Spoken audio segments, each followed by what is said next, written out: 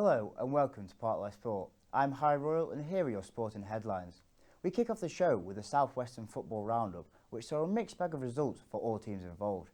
Firstly, Cheltenham Town improved their chances of staying away from the relegation zone with a home win over North West side Fleetwood Town. A strong win for the Robins which saw them avoid a fourth loss in a row. Our sports reporter Sam Jones was there.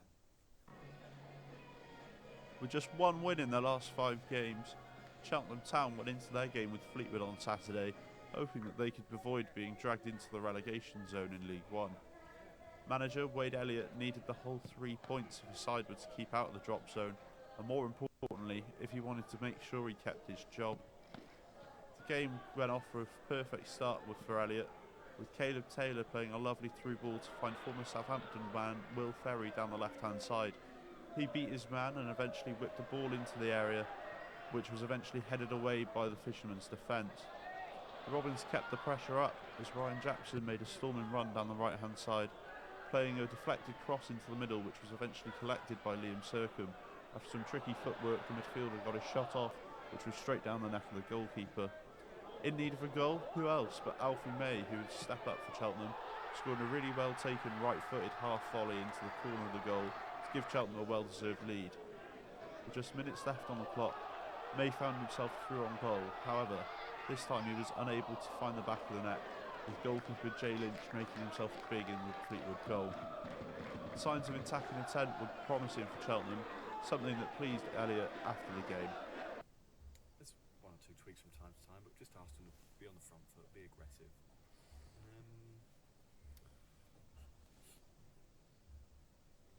Take the shackles off a little bit, and don't get paralysed by the pressure or have any fear, and go out and attack the game. With a game coming against Lincoln tomorrow, it could be tough for the Robins to keep this newfound momentum going.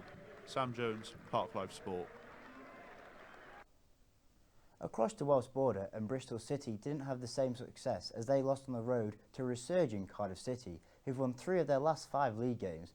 A frustrating loss for Nigel Pearson's men due to the Bluebirds being 7 places below them. Dan Carter reports. Over 3,000 Bristol City fans made the trip across the Severn Bridge for Saturday's derby clash with Cardiff City, and in a week that saw them welcome Manchester City, there was a pre-match party atmosphere in the away end. The Robins hadn't lost in the league since Boxing Day, but with an increasingly thin squad, the news that only one change had been made from Tuesday's 3-0 defeat to the Premier League champions sparked fears of fatigue hampering Nigel Pearson's side. Pep Guardiola had name-checked both Alex Scott and Anis Mehmeti after Wednesday's FA Cup clash. Both came close midway through the first half, Scott seeing his header blocked on the line before Mehmeti's follow-up was well saved. But it was the home side who took the lead in the second half. Ryan Wintle's cross met by Sori Kaba for his second goal since joining on loan in January. And it is the man that won the free kick that started that passage. The lead was quickly doubled, Jayden Philongi cutting back onto his left foot before striking low into the bottom corner, settling any nerves from the home side. Philogene, the man with the goal. There was late hope for the Robins, Ryan Alsop being given his marching orders, having been adjudged to handle the ball outside of his area.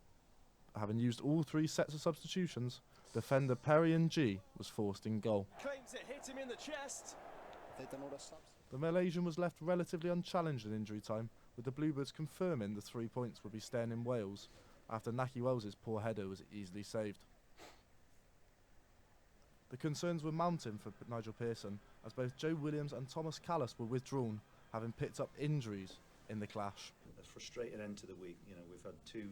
We've gone a long time without a defeat, and then we've a bit like our penalties, 2 on the trot. So it's frustrating for us. At the start of the season, Bristol City looked well stocked in the centre-back position. Thomas Callis, a former Chelsea player and a Czech international.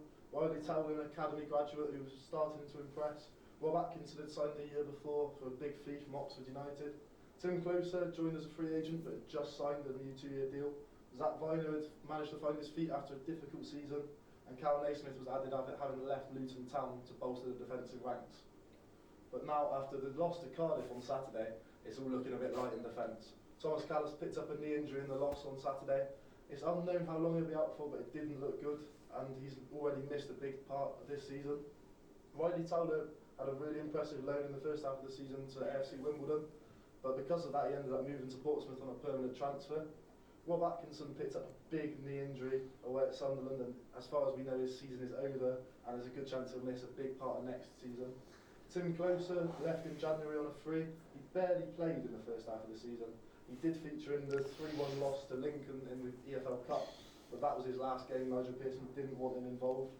Zach Viner does remain, and he's had a very good season, impressing after most thought he'd leave. But he needs a partner, and at the moment that man can't be Cal Naismith. He picked up a calf injury earlier this season. It's his second one of the season. He's already missed a big chunk, and it's unknown when he'll feature again. But the trouble for Bristol City now is who partners Zach Viner in Tuesday's game against Huddersfield Town. There are chances Cam Pring and George Tanner could both feature there, but we spoke to Bristol Live's Rich Forrester to see if there's anyone else that could be brought in. Personally, no, because there's always a reason why they're a free transfer. I don't think there's that many good options out there, and I think Pearson got asked about it a few weeks ago, whether they could explore the free agent market as they failed to sign anyone in January, and he basically ruled it out, even with obviously Callis' injury now.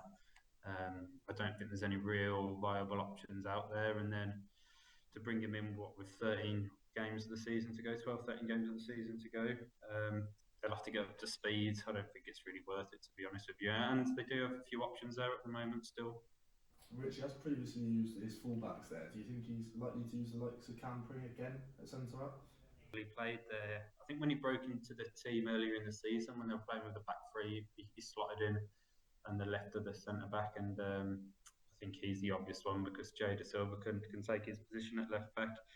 And him being a left-footed player obviously offers that balance as well. I think positionally he could get caught out maybe because it's not his natural position, but he makes up for it with his pace and physicality. So I think that's the obvious kind of option there. And then obviously you've got George Tanner, who's also played there at centre-back earlier in the season, and Andy King as well, who can also drop back there. Probably not ideal, but I mean, beggars can't be choosers at this stage of the season at the moment. For Tuesday at least, Nigel Pearson's hands are tied, and it'll be interesting to see what the Bristol City manager goes for at the back. Dan Carter, Park Life Sport. Finally, heading over to League 2 action, and Swindon Town continued their good run of form as they travelled to Brisbane Road, where they shared the points with the top of the table, Leyton Orient. Jerry Monks has more. After back-to-back wins against Salford and Harrogate, Swindon Town faced the test of an away trip to league leaders Leyton Orient.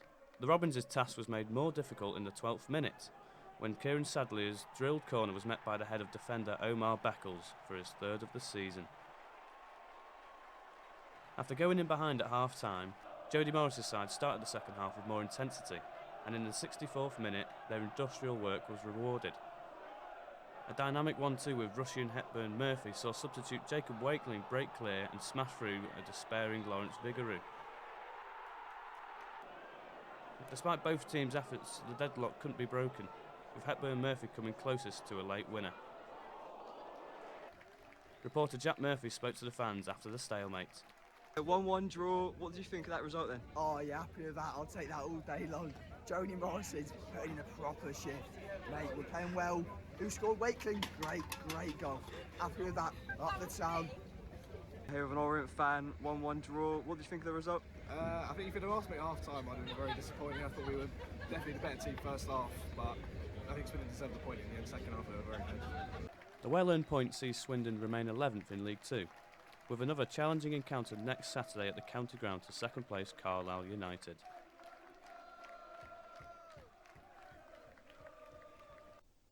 This weekend was also a weekend full of record-breaking results. On Friday night, Bristol Bears welcomed Northampton Saints to Ashton Gate. However, it was all business for the former European Challenge Cup champions, as they went on to score 9 tries, leaving their opponents looking helpless and glum at the final whistle. The final score was 62-8 to the Bears. This was the Bears' biggest winning margin in their entire Premiership history.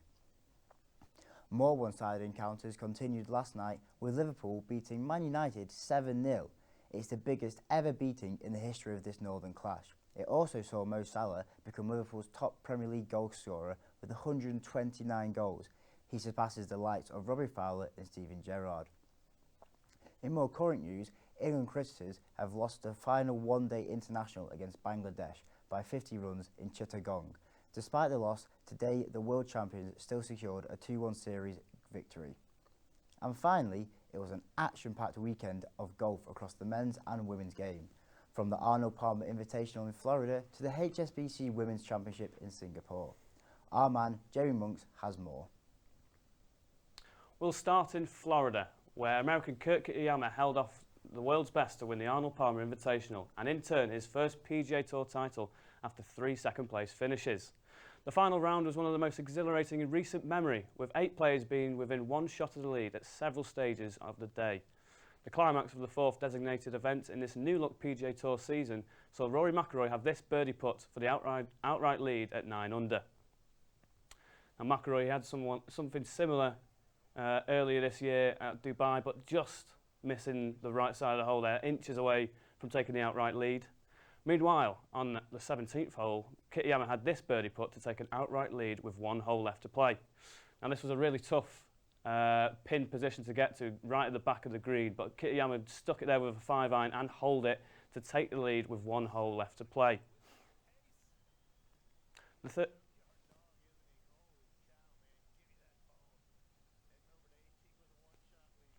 The 30-year-old then found the 18th green in regulation and 2 putts to secure his maiden PGA Tour title. Now this was an astonishing turnaround after the triple bogey he had on 9. All he needed was 2 putts down the hill to win. And look at this distance control. It looks in all the way and then suddenly hits the brakes, 1 rotation from going into the hole, and he would put that in for the win. His first title in America. He's had wins over in Europe, but this is the first real big one in his career, and it takes him way up in the world golf rankings.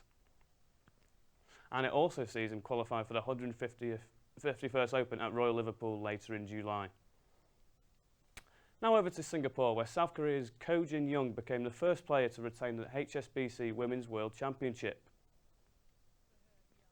The world number 5 shot a 3 under par 69 to win on 17 under, beating America's Nelly Korda by a 2-shot margin. Other notable finishers included England's Georgia Hall at tied 14 and Ireland's Leona Maguire at tied 20th. Now the eyes of the golfing world turn to TPC Sawgrass for the 48th edition of the Players' Championship starting on Thursday. That's all we've got time for here on Park Sport. Join us the same time tomorrow for all your daily sports headlines. Have a lovely evening and goodbye.